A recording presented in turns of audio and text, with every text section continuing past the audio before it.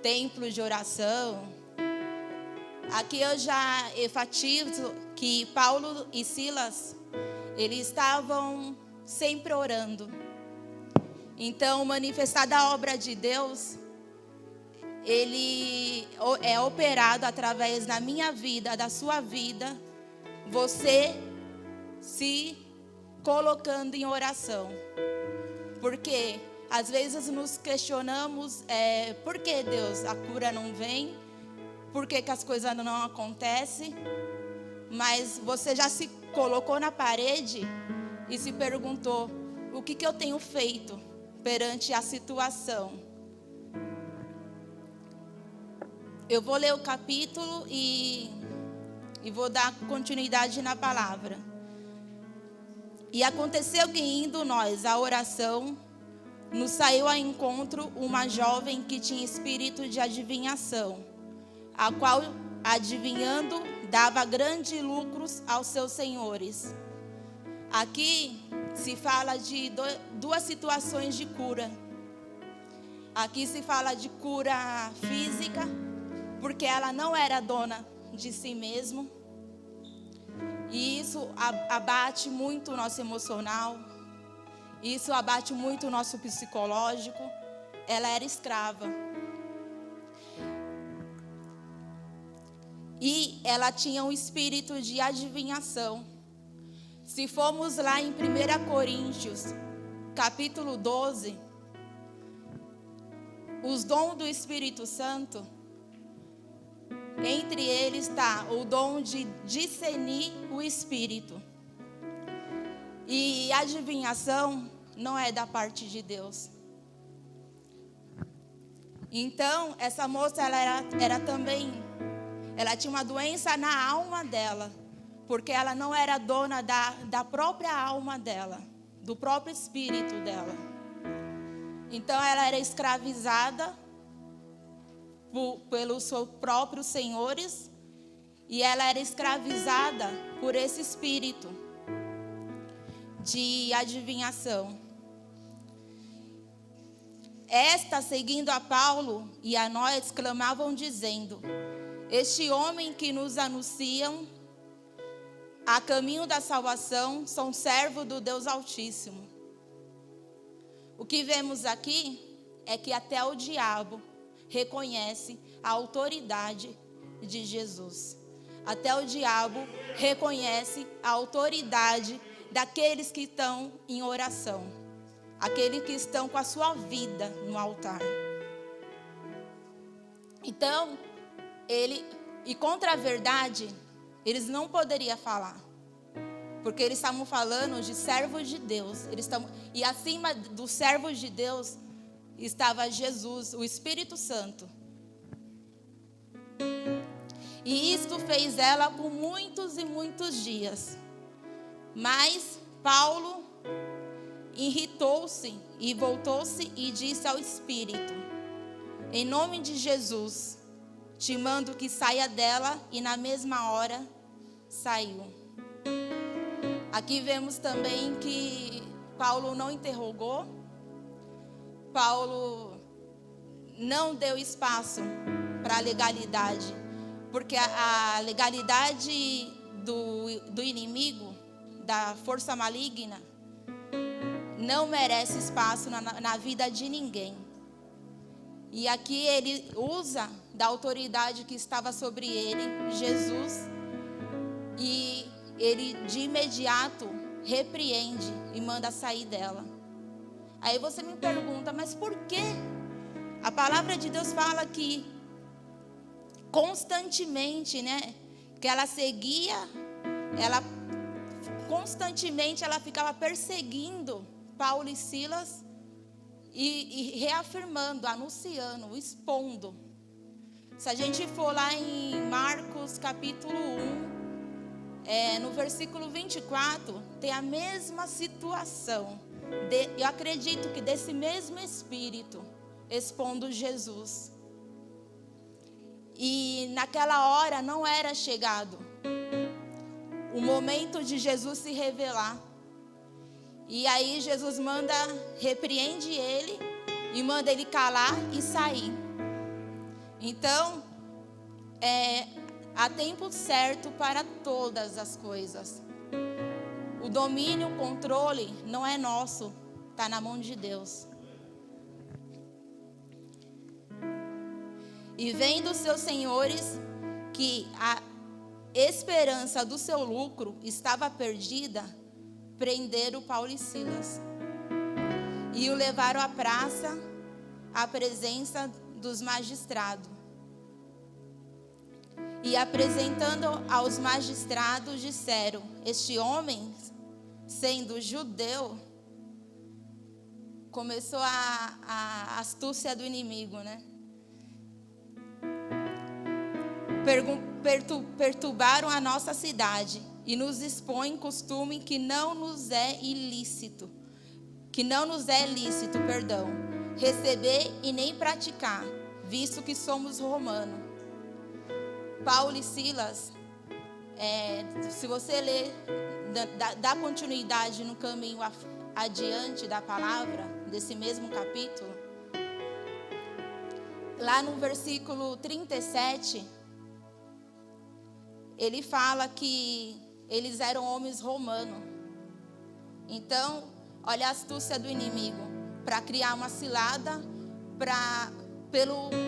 pela ousadia que eles tiveram em Deus, em repreender aquele espírito imundo que estava sobre aquela serva. Entendeu?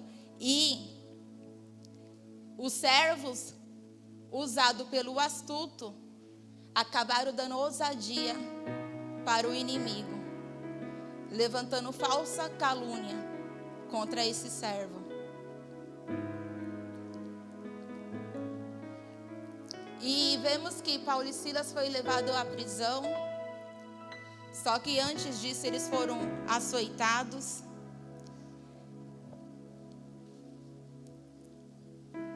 Foram lançados em prisões, mandado ao carcereiro que o guardasse em segurança. E não bastasse ele estar sendo entregue ao carcereiro, e chegando na prisão, o carcereiro ainda coloca ele numa situação ainda mais humilhante. Coloca ele sobre um tronco.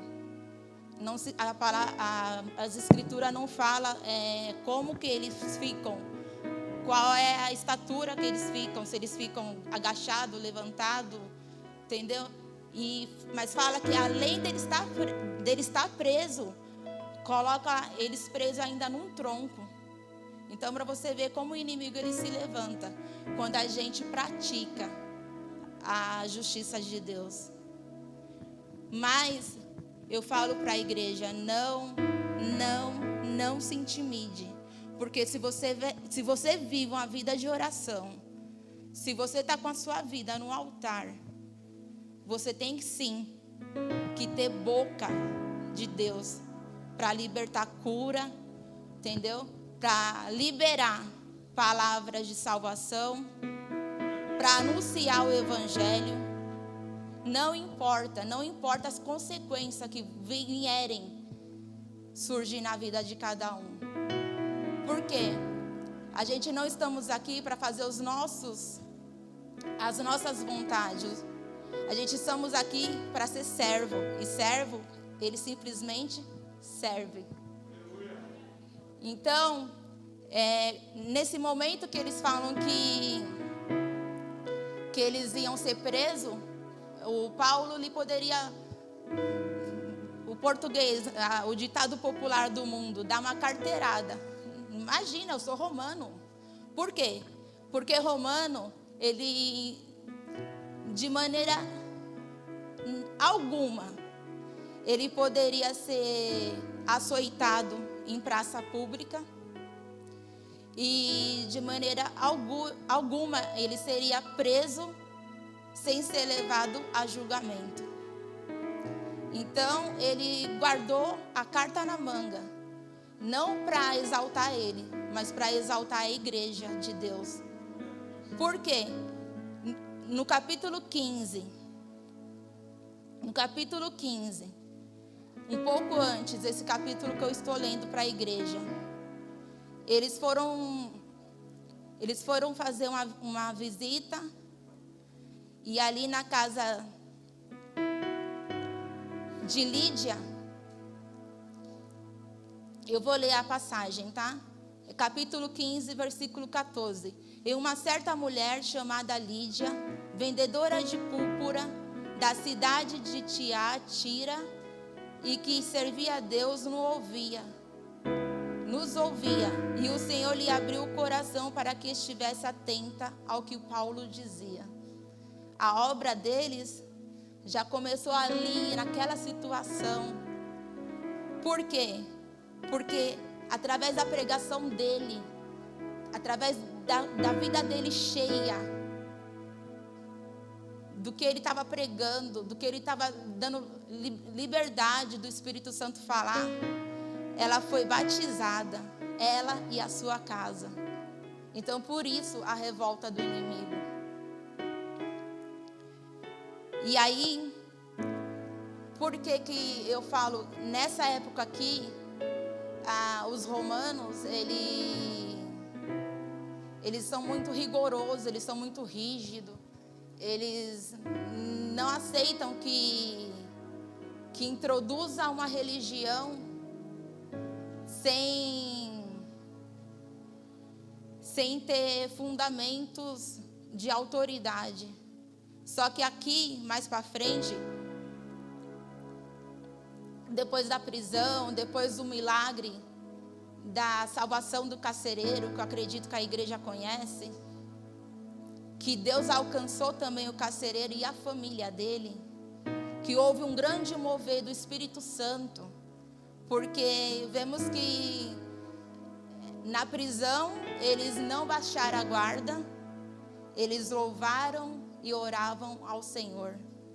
Naquela época não tinha energia, naquela época eles não enxergavam. Fala que de madrugada eles louvavam ao Senhor e oravam ao Senhor. E houve um grande mover do Espírito Santo ali naquele lugar. Pela fidelidade, em resposta à fidelidade dele. Deus jamais abandona aquele que se compromete com o reino do céu. E aí acontece o quê? Acontece esse grande mover de cadeias se abrindo, corrente quebrando. E o carcereiro que está lá fora, à noite, sem enxergar nada, ele se apavora e ele atenta contra a sua própria vida. Entendeu? Ele se desesperou. Por quê? A responsabilidade dos presos é toda do carcereiro. O carcereiro, ele faz o que ele quiser com os presos. Mas e aí? E nessa situação? As celas abriram, houve um grande terremoto, houve um grande mover. O que o carcereiro imaginou? Todos fugiram. E como eu já tinha falado aqui antes, os romanos, eles são rígidos. Então, se você perdesse de vista um preso, a sua vida entraria no lugar daquele. Então o carcereiro imaginou o quê? Se por uma vida eu respondo, imagine pela prisão inteira. E nesse momento ele falou, já que eu vou sofrer a consequência, eu vou atentar contra a minha própria vida. E aí, naquele momento, que eu falo que é lindo, porque eu falo que o Espírito Santo, ele interage com quem dá legalidade, com quem dá abertura, com quem está em sintonia com ele. que Paulo, lá dentro, na cela, no escuro, sem saber que o carcereiro lá fora, sem enxergar que todos os presos estavam lá dentro, e Paulo chega e corre nele, no carcereiro, e fala: não faça isso, não atente contra a sua própria vida. Como que Paulo sabia? O próprio Espírito Santo zelou pela salvação do carcereiro. O próprio Espírito Santo, assim como usou Paulo para ir na casa de Lídia e salvar ela e a família dela, libertar a moça que era escravizada, que tinha cura na alma e cura física, porque ela não era dona de si mesma. Jesus morreu para nos dar liberdade. Jesus não nos força.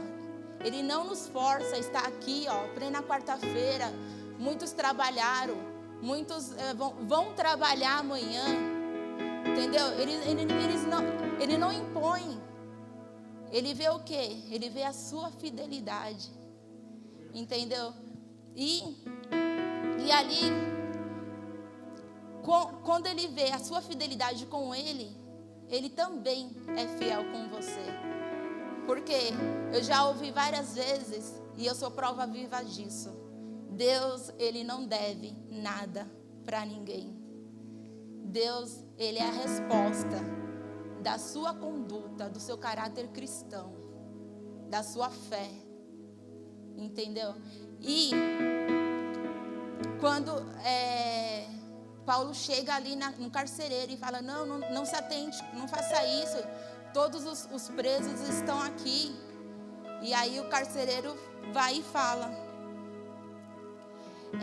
acende a luz, o estralo, aonde eu entendi que ali não tinha luz. Aí ele pede para acender uma luz, para acender uma lâmpada na época, não sei. Mas ele pede uma luz. No versículo 29, se a igreja quiser acompanhar, está escrito: e pedindo luz, saltou dentro, e todo trêmulo se prostrou perante Paulo e Silas. Não é a minha palavra. Eu não estou aqui, igreja, eu não estou aqui para falar de um livro que eu escrevi. Eu estou aqui para falar das santas sagradas escrituras de Deus. Eu estou falando que hoje eu escrevo isso aqui, amanhã, se perder, nunca mais acha. É um livro que você compra hoje, você pode procurar na internet. Às vezes você acha com muita dificuldade, mas aqui, mais de 2000 anos, não se desfaz. É a santa palavra de Deus. Então eu não estou aqui para falar de uma experiência minha, e eu tenho bastante, glória a Deus por isso, mas eu estou falando de experiência de grandes profetas, de grandes apóstolos, de grandes pessoas que, ao contrário de nós, pagaram um alto preço. Porque ninguém aqui, para pregar o evangelho, precisa ser açoitado, precisa ser preso, entendeu? Eles já tinham passado por essa cidade, e Deus manda ele passar lá de novo, porque Deus tinha plano de salvação ali ainda. Então, é onde eu falo, não é o nosso querer, não é a nossa vontade. Nós temos que ter fiação com Deus, nós temos que ter entendimento, sensibilidade com Deus. O que Ele quer com a gente? Entendeu? Muitas vezes a gente fala: não, Senhor, eu não estou entendendo. Eu oro, eu busco. Tem situações que a gente não entende mesmo. Mas olha a vida de Jó. Jó, ao contrário de questionar, de colocar Deus na parede, ele fala: é Deus que dá, é Deus que tira, é Deus que faz, é Deus que não faz. E louvado seja o nome do Senhor. E ele se humilha, e ele fala ali, Senhor, Olha, vê se há em mim algum caminho, pesa-me na sua balança. Você teria coragem de fazer isso? Eu me questionei. Quem aqui falaria para Deus, Deus, pesa-me na sua balança? Então, olha os tempos, olha Covid, olha a guerra lá na Ucrânia e Rússia. Está mais do que claro, Jesus está à porta. Jesus está à porta e a nossa vida não é aqui. Ele deixou bem claro que a nossa vida não pertence a este mundo. Que Ele voltaria, Ele estaria indo preparar lugar para nos buscar. Então, para que ficar se preocupando com situações, coisa terrena, entendeu? Seja ela a cura emocional, a cura física. Sabe que tudo é um processo para Deus, para a glória de Deus. Tudo é um processo para a glória de Deus. Eles poderiam falar, Senhor, só porque tudo bem, eu resisti, eu não quis expulsar aquele demônio daquela moça. Eu resisti, mas ele ficou me expondo. E assim como Jesus, deu 5 minutos, até imaginei assim, eu falei, deu 5 minutos em Jesus, e Jesus olhou para ele e falou, cala-se e sai agora. Marcos, capítulo 1, versículo 24. Não é minhas palavras. Não era chegado o momento de se revelar ali. Então tem horas que o plano de Deus, ele está certo na nossa vida. Só que não acontece porque não é o momento, não é o momento. E a gente quer atropelar, a gente quer fazer com as nossas mãos, a gente quer, sabe, tirar Deus do caminho. E aí a glória é para quem? Porque Deus, ele não divide a glória dele com ninguém. Entendeu? Aí Deus faz você, o povo de Israel, 40 dias, passaram 40 anos, por quê? Porque simplesmente deram lugar para murmuração, deram lugar de olhar pela ingratidão. E aí, qual foi a consequência? Todos nós sabemos, foram 40 anos. Olha Moisés que tanto lutou pelo aquele povo, Moisés que viu a terra prometida. Olha só, Deus ele não poupa a gente. Vamos nos policiar, vamos nos posicionar, vamos nos humilhar, vamos falar, Deus, eu não estou entendendo, não é feio, não é. Deus ele até tem prazer nisso, porque Deus ele exalta o humilhado. Porque Ele reconhece que se você está se colocando no lugar de servo, Ele é o seu Senhor. Então, vamos nos avaliar. Vamos falar, Deus, eu estou tanto tempo nesse caminho, estou tentando e não tenho resposta. Mas você já perguntou para Deus se é esse o caminho que você tem que trilhar? Se é essa porta que você tem que bater? Se é esse jeito que você tem que ser? Porque até a nossa personalidade, entendeu? Enquanto a gente não se alinhar aos planos de Deus, Deus ele não vai concretizar aquilo que vai glorificar Ele. Porque Ele é santo, Ele é perfeito. Toda a honra e toda a glória pertence a Ele. Eu glorifico a Deus porque a gente fomos chamados, a gente foi comprado por um alto preço para exercer, entendeu? Para exercer, dar continuidade. Ele poderia ali na cruz, quando ele foi crucificado, ele poderia muito bem ter parado aquilo ali, ter interrompido, e ele foi até o fim. Então quem somos nós para questionar a dor, a situação, aquilo que nos aflige? se nós temos confiança que Deus está no controle de tudo, sabemos que é Ele que vai dar a solução, é Ele que vai nos dar o testemunho. O nosso testemunho não vai vir por nossas próprias forças. Então eu falo que a igreja precisa sim se posicionar, precisa se avaliar. Eu tenho feito isso muito mais, porque conforme eu fui estudando a palavra, o Espírito Santo foi falando ao meu ouvido e eu comecei a chorar. E eu reconheci também que eu tenho muito a que melhorar.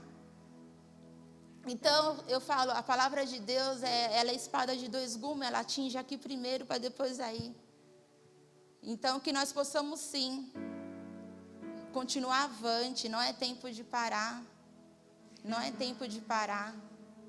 A obra de Deus ela é completa. E voltando agora aqui para a parte, para dar continuidade, que já é 9h29, mais ou menos. Paulo e Silas, na hora que os romanos percebem que houve todo aquele mover, aí o carcereiro se conscientizou, nossa, reconheceu Deus na vida deles, se rendeu, foi salvo ele e a sua casa. Aí ele manda soltar Paulo e Silas. Mas aí é onde eu falo que nós não temos que usar a carta na manga para nosso reconhecimento. Nós temos que usar a carta na manga pelo reino. E aí é onde, lá no versículo 37, Paulo replica. Melhor, vamos para o versículo 36. E o carcereiro anunciou a Paulo essas palavras dizendo: o magistrado mandaram que vos soltasse agora, pois saí e ide em paz. Simples assim, né? Depois de bater, de expor, né? Simples assim. Mas aí Paulo vai e replica: açoitaram publicamente e sem sermos condenados, porque eles não tinha justificativa deles estarem presos, simplesmente por eles libertar uma escrava, simplesmente por ele libertar uma moça que era endemoniada. Eles foram presos, não tinha justificativa. E aí ele continua, sendo romanos, onde ele bota para fora que eles eram romanos. Então, voltando, recapitulando, romanos não poderiam ser expostos, ser açoitados, entendeu? E serem presos sem ir a julgamento. Então aí eles se revelam, somos homens romanos, e nos lançaram na prisão. E agora, embaixo dos panos, encoberta-nos, lançar fora? De madrugada quer que a gente ganhe a liberdade? Não. Por quê? Porque a igreja, lá em Atos, nesse capítulo, ela começa a partir daí. Lembra a casa de Lídia, ela e a sua família? Começa daí. Se eles saem, os romanos iam prevalecer a não deixar o evangelho se propagar, a não deixar o reino de Deus ser notável. E aí eles vão e falam. E os enquadrilheiros foram dizer ao magistrado essas palavras, e temeram ouvindo que era romano. Quando o carcereiro ficou sabendo que eles eram romanos, teve grande temor. E aí eles não quiseram criar caso. Mas isso não foi para mérito de Paulo e Silas. Isso foi para mérito do Evangelho de Cristo. Isso foi para mérito da igreja prevalecer. Por quê? Porque a porta do inferno não prevalecerá perante a igreja. A porta do inferno, a igreja que Deus levanta, entendeu? O inimigo não para. Se você é igreja, se conscientiza nisso. Por que parar? Por que desanimar? Por que se questionar? Não para. Não importa a circunstância, não importa a dor, não importa o que vier causar no decorrer da sua trajetória. Não para. Porque é o manifestar da glória de Deus na terra, através de nós. E aí, para concluir, eu meditei na passagem de Jesus expulsando um endemoniado que perturbava uma cidade. E o impressionante que Jesus vai lá, expulsa o demônio vão para uns porcos, os porcos vão e se lançam no meio dos precipícios. E aí o que acontece? Pessoas que, ao invés do que a gente esperava, ficaram com raiva de Jesus. Mais uma vez, mais um exemplo. Nada do que nós passamos, nada do que os apóstolos passaram é novidade. Jesus só passou isso também. Entendeu? E aí, essas pessoas vão e falam para Jesus: saia, expulsa Jesus dali. Pô, era um endemoniado que tirava a paz daquela cidade. Era um endemoniado que tirava o sossego daquela cidade. E aí as pessoas que, ao contrário do que a gente espera, vão e ficam com raiva de Jesus. Jesus trouxe a paz para eles. Talvez eles eram tudo bem. Eu entendo que talvez eles não têm outra justificativa. Talvez eles eram o proprietário daqueles porcos. Mas, quem sabe? Pensa aí com você.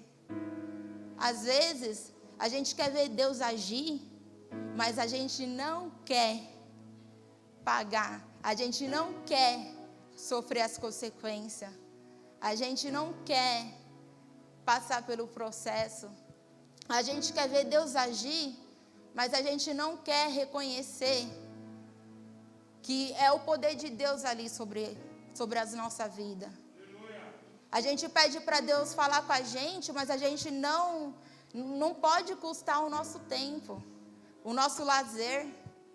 Você quer que Deus fale com você, mas não pode custar o seu momento de lazer, né? Você quer que Deus te use, mas não pode constar, não pode custar o seu momento de lazer. Como que Deus vai te usar se você está optando pelo seu eu, pelo seu ego, pelas suas vontades? Eu falo que quando eu recebi a notícia que eu ia trazer a palavra, eu reconheço a grande responsabilidade. É grande responsabilidade. Mas eu falei, eu vou, sabe por quê? Porque não é para mim. Se Deus achou graça, amém. Eu quero ser canal, eu quero ser boca. Entendeu? Então, como que a gente vai fazer o reino a crescer, o reino aparecer na nossa vida, se a gente se esquivar? Como que a gente vai fazer a obra de Deus ser realizada se a gente não der a cara, não se expor, não der o primeiro passo? Eu falo, a gente quer... Quantos de nós quer testemunho? Quantos de nós quer testemunho? Mas a gente não quer sofrer. A gente quer a cura, mas não quer a consequência que nos leva à cura. Porque Deus, Ele não vai curar o sarado. Entenda? Para Deus não há impossibilidade. Para Deus, Ele permite uma situação para que o nome dEle venha a ser glorificado. Para que você venha a ser testemunho da glória dEle manifestada na terra. Então, eu falo, concluindo, a gente quer ser exemplo, a gente quer ser o pregador, a gente quer ser o evangelho, quer ser a boca de Deus na terra, mas a gente não quer pagar as consequências. A gente não quer se arriscar, a gente não quer se disponibilizar. E é isso que Deus espera da gente. Deus conta com cada um de vocês. Porque se não fosse assim, Deus não teria o chamado. Eu glorifico e agradeço a oportunidade, em nome de Jesus.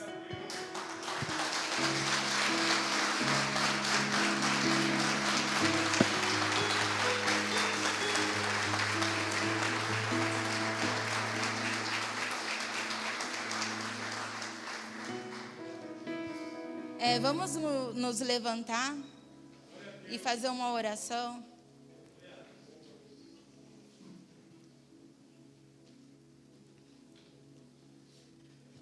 Senhor Jesus, eu te glorifico, Senhor, porque o Senhor é o centro de tudo.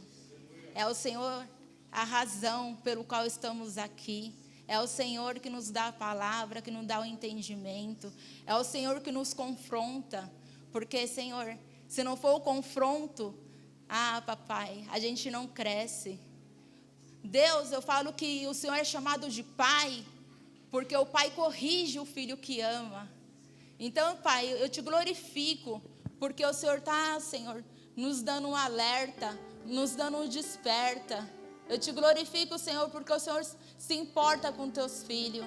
Senhor, eu te peço, Pai, que nós possamos ser, Senhor, ter a ousadia de Paulo, ter a ousadia, Senhor, de dar liberdade, não importa a consequência, não importa o que vier, mas que nós possamos sim fazer o Senhor manifestar, o Senhor realizar sobre a terra.